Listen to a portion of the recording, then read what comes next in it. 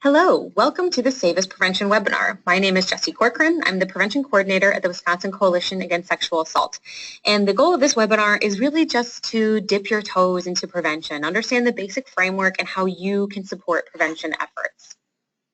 So for a quick overview of this webinar, I'm going to start with the prevention framework. So we'll talk about the public health model, primary, secondary, and tertiary prevention, the social ecological model, which is also very similar to the spectrum of prevention, and the 9 principles of effective prevention programming. Then we'll hit the WCASA prevention efforts as well, just to give you an example of what this looks like, and then we'll end with 10 ways advocates can support sexual violence prevention efforts. So let's jump into the prevention framework. First and foremost, sexual assault prevention is an evolving field, as Kelly, our Director of Prevention, and I like to say. There's really limited research about what actually prevents sexual violence, and this is partially because seeing the effects of prevention may not come for many years yet. So since there's not really one thing that I can say this is the thing to do that prevents sexual violence, we really just focus on frameworks and models to help guide our prevention work right now. So you can get a lot more information about this on the WCASA website and the link that you see there, and also from the sexual violence prevention page from the CDC as well, if you're interested in checking those out. So like I said, the first model we're going to discuss is the public health model. So the focus of public health is on the health, safety, and well-being of entire populations. So a really unique aspect of this field is that it strives to provide the maximum benefit for the largest number of people. Public health is also multidisciplinary, so it draws on a science base from many different disciplines, including medicine, epidemiology, sociology and psychology, criminology, education, and economics. And that really broad knowledge base is why public health has responded really successfully to a range of different health conditions and issues. And it also emphasizes input from diverse sectors and diverse stakeholders, such as health, education, social services, justice, policy, and even the private sector. And so really, it's important that there's collective action on the part of all of these stakeholders, and it's really, really helpful in addressing problems like violence, which have a ripple effect on many different areas. So the public health model is really to first start by defining the problem. What is the problem? Identify the risk and protective factors. So with sexual violence, what are the risk factors that often lead to victimization or to perpetration? And then what are the protective factors that help keep victimization from happening, that help keep perpetration from happening? Then we develop and test prevention strategies. And then if we find something that's working, or we think at least it's working in the short term, we try to assure widespread adoption. So this isn't just one school that's taking this approach, but it actually can become an entire state or an entire nation that's trying to use this strategy to prevent that health issue. So just another way of looking at this, I think that it's sometimes helpful when you're trying to wrap your mind around what the public health model is to contrast it with the medical model. So in the medical model, we have that primary focus on individuals, right? We have a doctor in a room with an individual patient, and they're focusing on that individual's health concerns.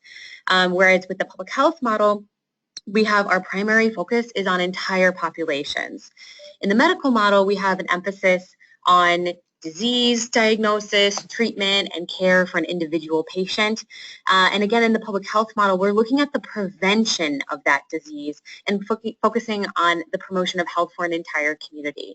So again, public health is a proven approach to addressing a wide range of social problems. So it makes sense to use this approach for sexual violence prevention. Now, what do I mean when I say prevention? We have this sort of little analogy that we use in public health that we call moving upstream. And this is sort of to help us illustrate what is primary prevention versus secondary or tertiary prevention. So imagine with me for a moment that you are standing on a river. and you're with some of your fellow fishermen and women, and you're fishing on this river, you're downstream, and you notice a person who is coming downstream down the river and is drowning. And so you and your fellow fishermen and women jump in and try to save that person. And so you save that person, you pull them out of the river, and by the time you get them pulled out of the river, you realize there's another person coming down the river drowning and struggling. And so you save that person. And it keeps happening. You keep having all these people coming downstream and they're struggling and they can't get out, and you have to help save them.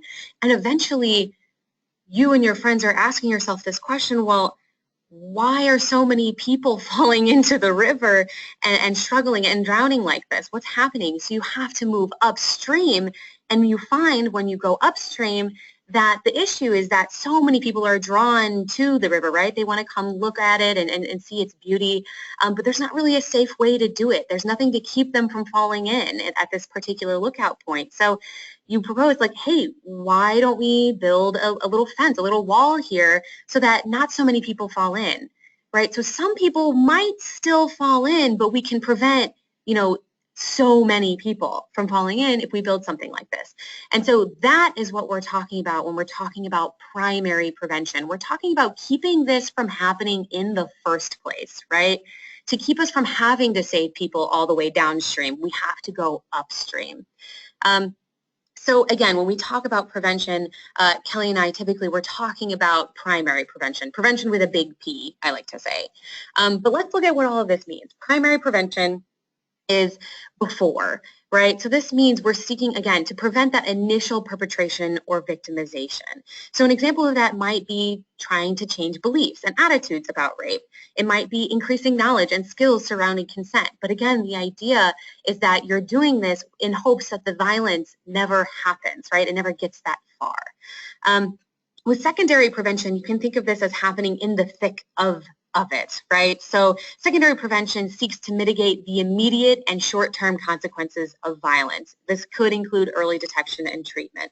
So again, this is happening like right when the violence is happening. So an example might be, a 24-hour crisis counseling line for victims that they call, right after the violence happens, or interrupting violence and separating a victim and perpetrator when the violence is happening.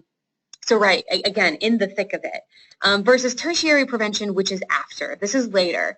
And tertiary prevention really is what seeks to address the long-lasting effects of violence. This could include, preserving the quality of life and preventing reoccurrence. So an example for sexual violence prevention would be ongoing therapy and other services for victims or survivors. Again, preserving that quality of life. Also, sex offender treatment. So focusing, again, on preventing that reoccurrence. And I will say that the vast majority of sexual violence prevention has, been very, very focused on this tertiary and secondary prevention pieces, and we're really just now trying to, refocus that conversation and talk about moving upstream.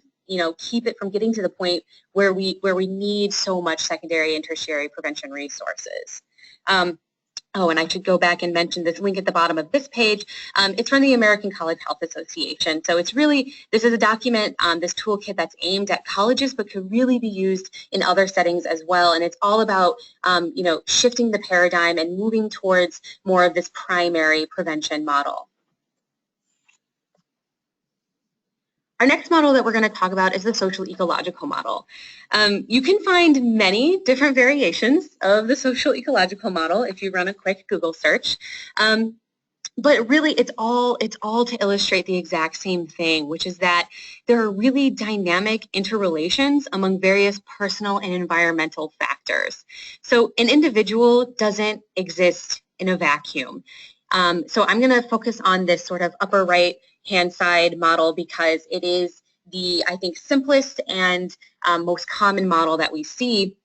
But the idea, again, is that that individual does not exist within a vacuum. So if you provide education in a classroom and you're trying to equip individual students with knowledge and skills to prevent violence, that's very, very important work. And that is work that is happening at an individual level, right? You're trying to affect each individual student and their knowledge and their skills surrounding sexual violence. But how effective is that education if they then go home to a family environment, right, the relationship level, that does not model consent at all? Or how effective is that education you're providing to the individual if they live in a community that is totally unsupportive of victims and survivors? Or if they live in a society, like I think we do, that sends very mixed messages about what kind of sexual behavior is acceptable, right? So basically what the social ecological approach is saying is that to effectively prevent violence, we have to address it at each one of these levels. We can't just provide education to individuals, even in a group setting, but to individuals, and hope that that's going to be all the change we need. We need to hit it at every single one of these levels. So just a quick example, I will point out that if you again, if you do a Google image search of the social ecological model, you can find some really great versions of it that are blank that you can go through and you can write in all of your prevention efforts and try to figure out where are our gaps. What are we hitting right now? I can guarantee you a lot of places are doing really well at the individual, sometimes even at the relationship level, but the community and societal level are a little bit more difficult. And so it can kind of show you where some of your gaps are and where you're missing things. And you can also put this together with the primary, secondary, and tertiary prevention, and you can look at, you know, we've got great primary and secondary and tertiary prevention happening at the individual level, but we only have secondary and tertiary at the relationship level. Like, what can we do at the primary, you know, the primary prevention? What can we do about that in the relationship level? And you can keep moving on and looking at each level and putting these two things together and seeing where are your strengths and where are your gaps. So I just wanted to give a few examples of what of the different, the primary, secondary, and tertiary prevention at each one of these levels. So for example, at the individual level, a primary prevention example at the individual level would be teaching youth about consent and victim blaming. Right, because you're working to change individuals' thoughts about victim blaming, and you're teaching individuals about consent and increasing their skills around that. So that's working with individuals, but it's also primary prevention because you're trying to keep the violence from happening in the first place by educating them. At the secondary level, we have providing sexual assault crisis services, right? Again, like I said, that sort of 24-hour crisis line, that kind of a thing. So at the individual level, because you are, again, providing those services for an individual, but it's also at the secondary level because you're, you know, providing these services in the thick of it, right? And then finally, treating sex offenders would be sort of that tertiary level prevention at the individual level because you're trying to prevent reoccurrence. At the relationship level for a primary prevention technique, we have educating parents on how to teach consent to their kids. So again, this is primary because we're talking about preventing the violence before it happens, because we're talking about consent, but it's at the relationship level because we're engaging families and how to talk about this at home. Bystander intervention training, there is some debate about whether or not that's primary or secondary prevention, but I truly believe that it's secondary prevention if the bystander intervention is happening to try to, you know, interrupt the violence that's happening in that moment. So I would call that secondary because it's in the thick of it, but it's also at the relationship level because we're talking about how people interact with each other and how they look out for one another. And finally, you know, ongoing family counseling after violence, that would be a tertiary level because we're talking about, you know, after the violence has happened, how can we support this family going through this, and perhaps there's some secondary victimization happening there. But we're also talking, again, about a relationship level. So it's not just the individual who experienced sexual violence, we're talking about that family unit. And now I'm going to skip, in the interest of time, over to the societal level to give you a few examples of what that means, because typically that means a really large, you know, like campaign or policy and legislation. So at the societal level, we have nationwide social norms campaign. Again, that would be societal level because it's at this really large scale. We're talking nationwide, but it's also a primary prevention strategy because we're trying to provide a campaign that puts pressure on people not to perpetrate. We're trying to show positive norms, you know, that most people do not become sexually violent, that most people look down on sexual violence, right? And that's hopefully going to keep the violence from happening in the first place. Again, for the secondary level, at the societal level, we have legislation to increase access to SANE services. So again, societal level, because we're talking about really large-scale legislation, but this is also the secondary prevention because we're talking about services that are provided, again, in the thick of it, right after that violence occurs. We're trying to mitigate the short-term consequences by providing care. And then finally, a tertiary prevention at the societal level would be legislating adjudication processes at all universities. So trying to make sure that that's the same across the entire nation. That makes it societal level, but it's also tertiary because we're talking about holding, perpetrators accountable, and we're talking about how we can slim down that process at all institutions. All right, so let's move on to the spectrum of prevention.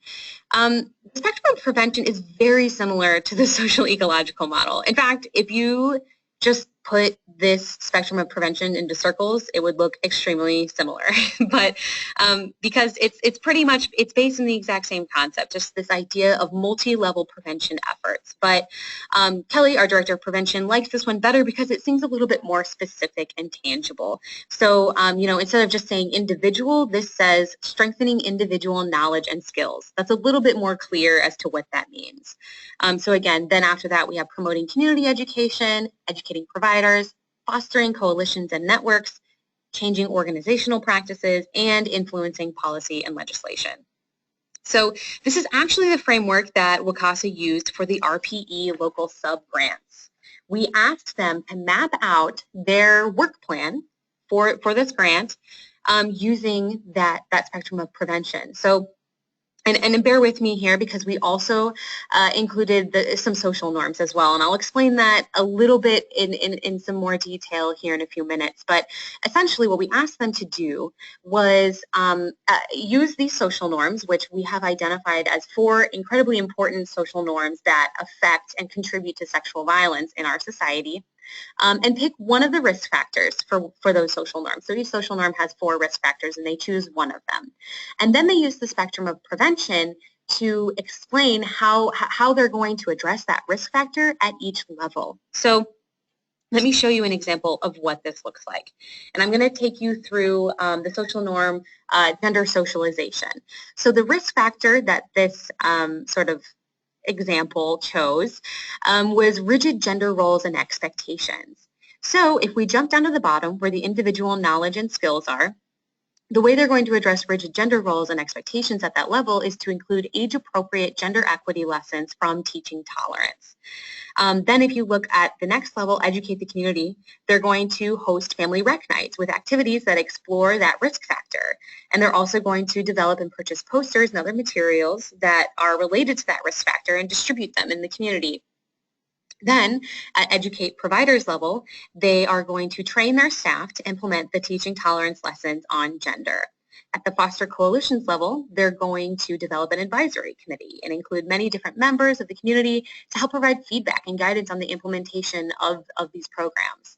And they're also going to do some informal assessment of existing community groups and try to strategically develop those partnerships and networks. And then at the influence policy and organizational practices, which we condensed into one level, although in the spectrum of prevention is 2 separate levels, they said they're going to scan their environment and review materials for gender messages. So they're going to look throughout their space and actually look for, what are the toy options we're providing, the posters and brochures and the activities that we do. How might those inadvertently perpetuate these rigid gender roles and expectations? And how can we make sure that, that's not happening? And how can we make our space more in line with the messages that we're trying to send? So that's just one example of how you can put and apply the spectrum of prevention and put that into practice. All right, one more model that I want to talk about, just the 9 principles of effective prevention programming.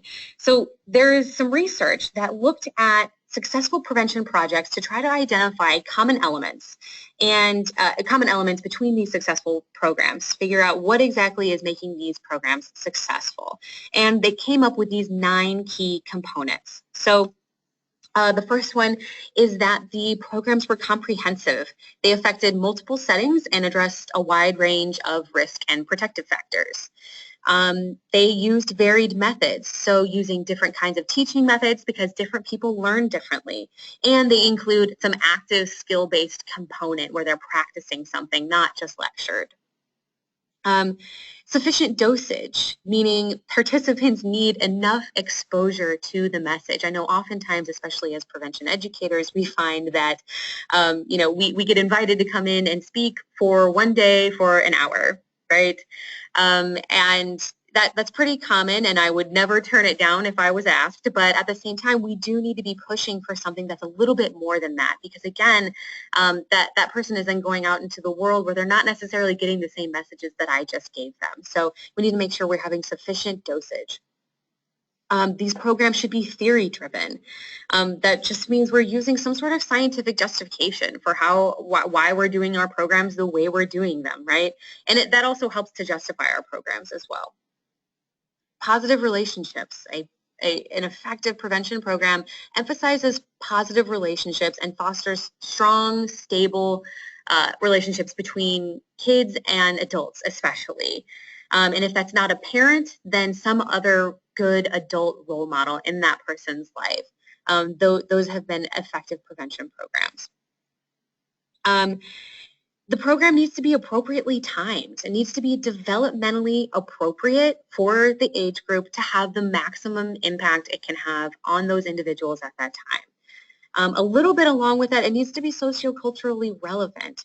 So tailoring it to fit within cultural beliefs and practices of specific groups is really, really important, again, to have that maximum impact. Also, an effective prevention program does good outcome evaluation. It's really necessary to determine whether or not your program worked and if we should recommend replicating your strategy to others. Or if we should recommend, hey, this didn't actually work that well, maybe with some different changes, or if we did this differently, it could go better, and then somebody else can try that, right? It's really, really important that we're being honest about our evaluation. And finally, well-trained staff, which I think is a little bit self-explanatory, but essentially your staff really needs to know the ins and outs of this program. They need to be sensitive, they need to be competent, and have booster training. That's also really important as well. So I know this is a little bit tiny and maybe hard to read, but essentially this is a worksheet that, again, is based on that research of those 9 principles. And basically what you can do is use this worksheet to assess how are our prevention efforts going? How many of these principles are we, effectively getting? So I will tell you, I don't think there's probably a single program that's really nailing every single one of these 9 principles, like absolutely 100%. It can be kind of difficult, but it's really, really good to go through and answer some of these questions. So under comprehensive, it says, does the strategy include multiple components, yes or no? And then you can make a few notes about that. Does the strategy provide activities in more than one setting? Do the activities happen in settings related to the risk and protective factors? So you can answer yes or no for all of these questions, take a few notes, and then kind of just look at it and figure out, you know what? It looks like we're doing really well in these 4 principles, and we're doing okay in these 2, and then we have these few over here that we really need to improve on, right? It just gives you a lay of the land, and it enables you to focus more on what you need to be focusing on. All right, let's get into some WCASA prevention efforts. So WCASA has this Forward Wisconsin, a plan for the prevention of sexual violence report. And it did just recently go out of date as of 2015, but it is in the process of being updated, but the focus areas are going to stay the same. So our focus areas are data collection and analysis, design, implement, and evaluate prevention strategies, public policy, prevention infrastructure, community and offender accountability, and communications. So I'm just going to give you an example from 3 of these focus areas. So for data collection and analysis, also known as evaluation, our WCASA has been providing the Burden of Sexual Violence in Wisconsin report with 2010 data, but we are working with DOJ to develop an annual sexual assault report that will hopefully be providing this data on a more regular basis. But we also have developed an evaluation section of our website that provides tons of tools and resources to support program evaluation. So I really highly recommend that you check it out. It is our most used section on the website. So I highly recommend that you check out some of those tools and resources. For our communications, WCASA seeks not to just raise awareness about sexual violence, but also to challenge social norms that contribute to sexual violence. So based on research, again, WCASA identified these 4 norms and some risk factors with each one of these norms to focus on during a 4-year period. So each year we focus on one of these social norms. So you can find out a lot more about these in our WCASA newsletter and on our social media, how we're addressing each one of these each year. But I want to go into each one in a little bit more depth. So our first social norm, the normalization of violence and power. So some of our risk factors we have that are associated with that are a general tolerance of sexual violence, a lack of positive role models for conflict resolution and discipline. We see a lot of, reality TV shows out there where the way they resolve conflict is by verbal abuse or, through physically violent modes. So really, we're lacking a lot of positive role models for that conflict resolution. Acceptance of violence over systematically oppressed groups. And we're not just talking about women there. We're talking about racial and ethnic minorities. We're talking about people with different ability levels, people of different ages, all sorts of, acceptance of violence over systematically oppressed groups. And also a culture that glorifies violence. So, on TV, in the movies, especially in video games, it's often glorified, and that contributes to the normalization of violence and power, which contributes to sexual violence. Our next social norm is objectification and socialization. And sexualization. So the risk factors there being social norms that support male sexual entitlement and maintain female sexual submissiveness. Exploitation through pornography, prostitution, and trafficking, right? The exploitation of somebody's body as a physical product that you're turning into an object and putting for sale. And culture of hypersexualization in general. Our next social norm, gender socialization. So social norms that support male superiority and maintain female inferiority, homophobic and gender-based harassment, and rigid gender roles and expectations, that one that we went through on that worksheet. And all of those, again, contribute to the sexual violence. And finally, limited concepts of health and sexuality, risk factors being systems that limit access to reproductive health services and choice, sexual entitlement and cultural misperceptions about consent, limited age-appropriate scientific-based education of sexuality, and a lack of support for autonomy and power to make decisions about one's own body.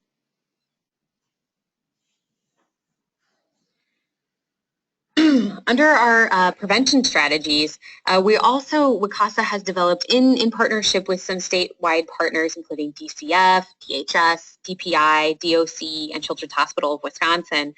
We've come up with what we'd consider to be comprehensive child sexual abuse prevention and what that should look like.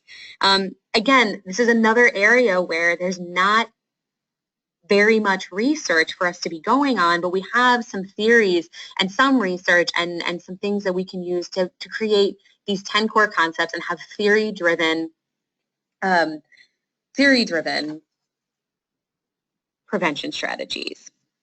So we have sexual health and development as the first core concept, teaching anatomically correct terms for body parts, teaching age and developmentally appropriate sexual development, things like that. Gender socialization. So great CSA prevention challenges gender-based stereotypes and supports skills and interests outside of gender expectations and supports non-binary gender exploration. Intersections of oppression. Good CSA prevention should promote respect and understanding for all cultures and provide instruction on cultural competency and inclusivity. For boundaries and consent, this kind of CSA prevention should provide some instruction about how to say no or reject unwanted advances, but it should also talk about setting and respecting other people's boundaries. Empowerment and body ownership. CSA prevention should provide explicit instruction about body ownership, should distinguish between public and private parts of the body and allow autonomy over decision-making related to the body. For pro-social behavior and skills, CSA prevention should teach about communication and problem solving, talk about nonviolent conflict resolution. for understanding, identifying, and responding to trauma.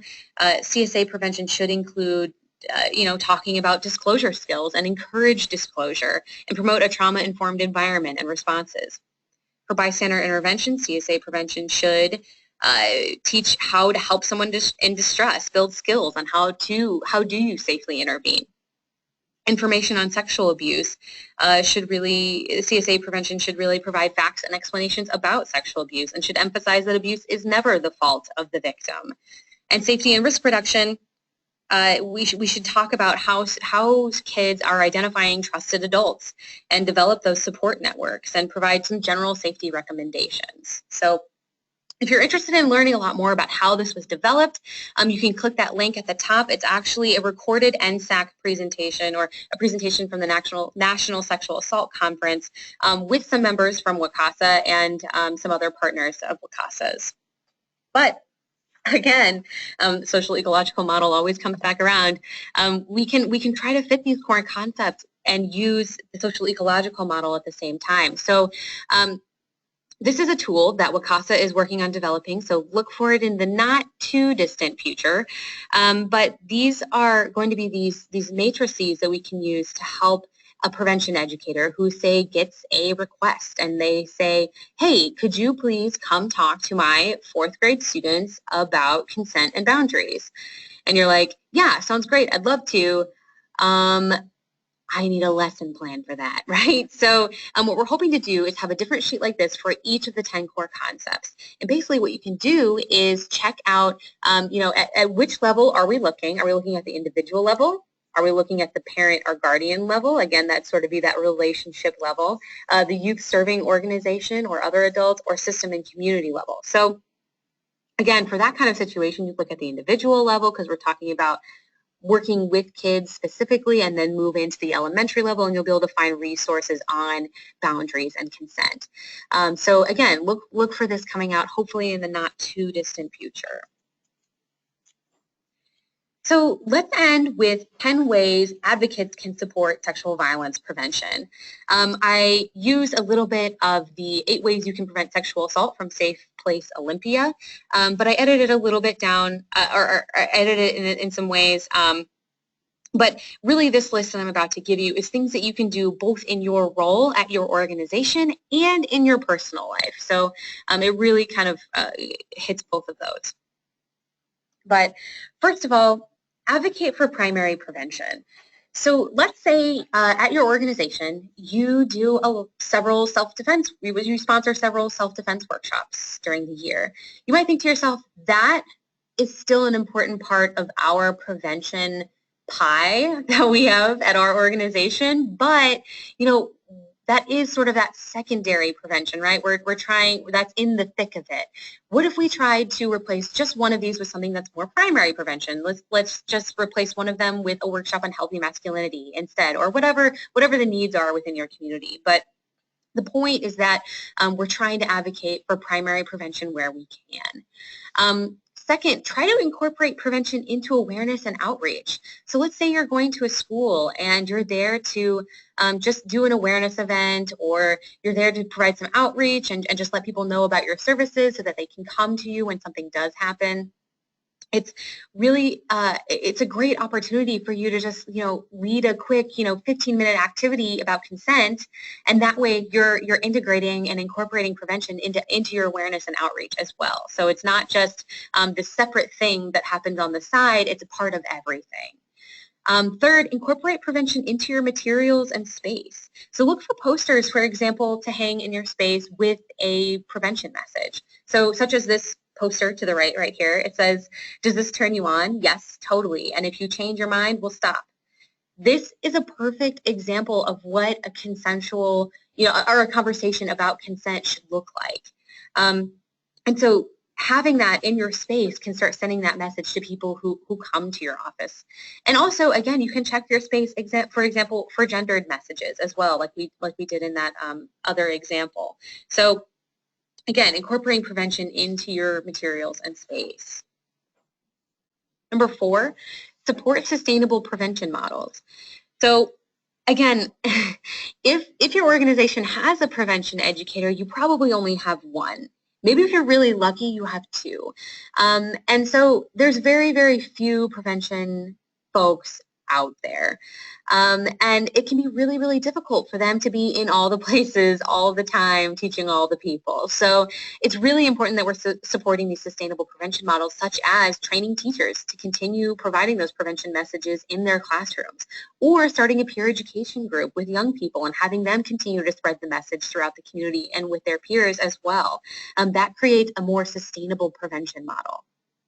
Fifth, model nonviolence, consent, and healthy communication. I know this one sounds a little bit obvious, but for example, when I go visit my 4-year-old nephew, I say, "Hey, Jackson, how are you? May I hug you?" And like 99% of the time, he's like, "Yes, absolutely. Like, I'll hug you. Like, I like to hug you." But occasionally, you know what? Maybe he's having an off day, or he just doesn't want to be touched, and I want him to know that he can say no, and I'm going to totally respect that. I'm trying to model that healthy communication and consent for him. Number 6, be a myth buster. So I know that we constantly hear totally misinformed opinions, or just total myths all the time about rape and sexual violence, and it's really important that we're speaking up about that when we can.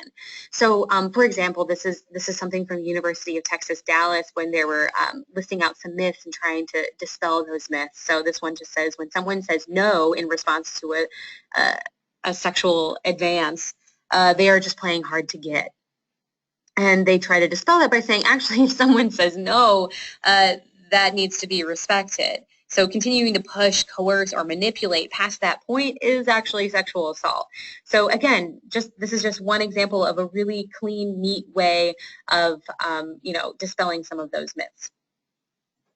Kind of going along with that, number 7, interrupt violence and rape jokes. Obviously, I also say this with a caveat, when you feel safe to do so. But I think especially with rape jokes, that's something we can be intervening on a little bit more than I see currently happening. And I think, especially with young people, the sort of stereotypical way this comes out is, people are playing video games or something like that, and they lose, or their character dies or whatever, and they say, "Oh man, you totally raped me." And it's really important that we say something along the lines, of, your use of the word rape in this context makes me really uncomfortable. I wish you would use a different word, because rape is something that's very serious. And so, the hope with that, again, being that we prevent, future trivialization of rape. Number 8, be a responsible consumer. Avoid spending money at businesses that have sexist or racist advertising or products, or things like that. This example to the right is actually an ad from Bloomingdale's during the 2015 holiday season. This woman who is sort of laughing, kind of looking off to the side, laughing at something that's apparently off camera, and a man who's kind of looking at her, and I don't think that she realizes he is looking at her, and the tagline on the ad says, "Spike your best friend's eggnog when they're not looking." So there was a pretty big backlash and outcry about this ad, which I'm glad for, because it's pretty clear that it's advocating for drugging and taking advantage of people. But and Bloomingdale's eventually they apologized and they pulled the ad. But how much stronger of a message would it have sent had everybody refused to do any of their holiday shopping at Bloomingdale's, right? That's kind of the point, is that consumer activism can be really powerful. And on the flip side of that, we also should probably try to specifically spend our money at businesses that are supporting the messages that our organizations support. So, for example, with Target switching to gender-neutral bathrooms, there are some people who are boycotting that because they disagree with it. But ultimately, we at WCASA support that because it actually creates a safer environment for transgender individuals who are more likely to experience sexual violence than the general population. So for us at WCASA as allies, that's a big thing for us, and I'm thinking to myself, I'm going to go spend money at Target now because I appreciate that. So again, being a responsible consumer. Number 9, deconstruct rigid gender roles. So again, I think it's really important that, for us to recognize that we all have these, unconscious biases all the time, and we're always fighting against them, and we're always evolving and growing and learning more about ourselves. But it's really important for us to, I think, be reflective about our beliefs and some of our assumptions and statements that we make about gender and sexuality and about other things as well. But and I think it's really important that we be vocal about that. So, I can tell someone, you know what, there was a time in my life that I kind of thought that as well, but I started to realize that I was making some assumptions about men or some assumptions about women that maybe weren't really true in reality. And so I kind of, grew on that. And so I think it's just really important to show that it's okay to make mistakes, but as long as you're, always evolving, always trying to grow, and ultimately, hopefully, that can help us help others grow as well, and help to eventually prevent sexual violence from having that growth. And number 10, analyze media. I think it's especially important that we do this with the young people in our lives. So if you're sitting down watching TV with a child in your life and you see this commercial and you say, what do you think that ad says about boys? Or what does that ad say about girls? And is that fair? And is that true? What are they trying to sell to you? Just making sure that we're teaching young people to be really critical of the media and have this media literacy. That, again, we hope will help to prevent sexual violence in the future, ultimately. And that concludes our prevention webinar. So for more information, please don't hesitate to contact me. My name is Jessie Corcoran. Again, I'm the prevention coordinator at WCASA. My email is jessiec@wcasa.org. That's Jessie with just an I. And then you can also contact our Director of Prevention, Kelly Molitke, at kellyml@wcasa.org. And again, please do visit our website for more prevention resources and tools as well. Thank you so much.